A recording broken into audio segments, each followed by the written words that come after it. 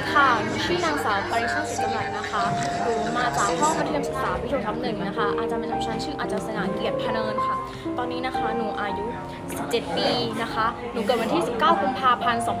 2552นะคะหนูเนี่ยเกิดที่โรงพยาบาลมหาราชนครศรีธรรมราชนะคะคุณแม่ชื่อวินานีชื่อมณีคุณพ่อชื่อสุวรรณสวนจันทร์นะคะบ้านอยู่เพชรจริตค่ะหนูอยู่กับที่บ้านนะคะหนูมีน้องชาย1คนนะคะคนละพ่อกันนะคะ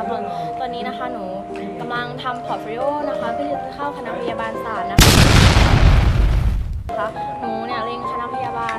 มอไว้นะคะโครงการในติงเกลนะคะก็ตอนนี้เนี่ยหนูซ้อมเป็นคนไข้อยู่แล้วก็ว่าจะเป็นพยาบาลด้วยนะคะแล้วก็ถ้าเกิดเราไม่ได้มอจริงๆเนี่ยหนูจะมาเรียนวลัยลักษณ์นะคะถ้าเกิดว่า